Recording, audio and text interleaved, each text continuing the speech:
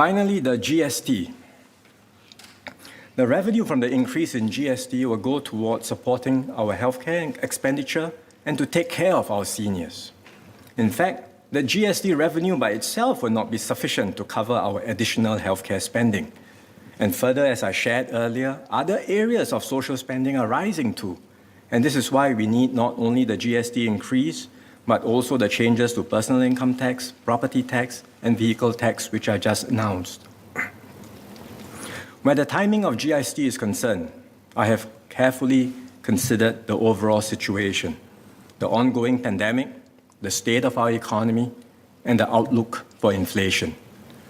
Our revenue needs are pressing, but I also understand the concerns that Singaporeans have about the GST increase taking place at the same time as rising prices. I have therefore decided to delay the GST increase to 2023 and to stagger the increase over 2 steps. The first increase will take place on 1st January 2023 from 7 to 8%, and the second increase on 1st January 2024 from 8 to 9%. I want to assure all Singaporeans that we will continue to implement the GST in our unique Singaporean way, with features and schemes that support the less well-off. I will continue to absorb GST on publicly subsidized healthcare and education. I will provide town councils with an additional $15 million per year to absorb the additional GST payable on service and conservancy charges.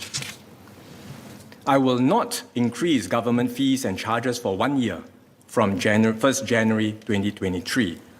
This will apply to license fees as well as fees charged by government agencies for the provision of services. And this includes school fees, ITE and polytechnic fees, and charges in public car parks. To address concerns that businesses could use GST as a cover to raise prices, the government will stand up a committee against profiteering. The committee will be chaired by Minister of State for Trade and Industry, Ms. Low Yen Ling. We had earlier announced a $6 billion assurance package to cushion the impact of the GST increase for all Singaporeans. I will provide an additional top-up of $640 million to the assurance package. The enhanced assurance package will provide significant payouts to Singaporeans over the next 5 years.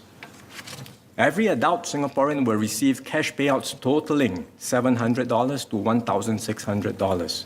Eligible seniors will receive a special GSTV cash seniors bonus totaling $600 to $900. Eligible HDB households will receive additional USAVE rebates totaling $330 to $570 depending on flat type. All Singaporean children and seniors will receive MediSave top-ups totaling $450. All Singaporean households will receive 2 tranches of CDC vouchers worth $200 each in 2023 and 2024. The vouchers can be used at all participating heartland merchants and hawkers as well as major supermarkets. Details are in the annex. For the majority of Singaporean households, the offsets from the assurance package will cover at least 5 years of additional GST expenses. And for lower income households, they will receive more, with offsets covering about 10 years' worth of additional GST expenses. For example, take a middle-income family of 4 in a 4-room flat with 2 school-going children and a household income of about $8,000 a month. They will receive a total of around $4,000 in benefit, around 5 times the additional GST they are expected to incur a year. If I were to choose a lower-income family, the benefits they receive will be larger, and the offsets will then cover more years of additional GST expenses. Seniors will also get more benefits. Take the example of a retired couple in a 3-room flat. They will receive even more support from the assurance package at around $6,800. This far exceeds 10 times the additional GST they are expected to incur a year. Even with these offsets, some vulnerable households may require more support. These households with urgent needs can approach their citizens' consultative committees for assistance. And to further support vulnerable households, I will top up the CCC ComCare Fund by $5 million over 5 years. I will also provide a total of $12 million over 4 years to our self-help groups. In addition, businesses may need to adjust to the GST increase, so I will set aside close to $40 million under the Productivity Solutions Grant for businesses to apply for subsidized accounting and point-of-sale solutions.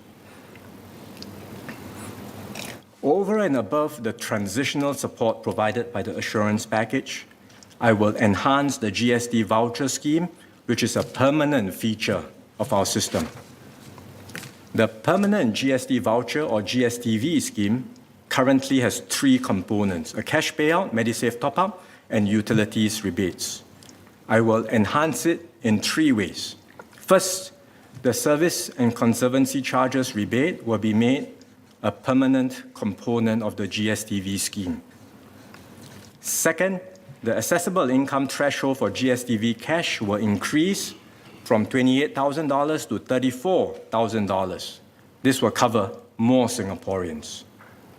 Third, I will increase the quantum of the GSTV cash payout to $500 for those residing in homes with annual values of $13,000 and below, and to $250 for those residing in homes with annual values of between $13,000 and $21,000.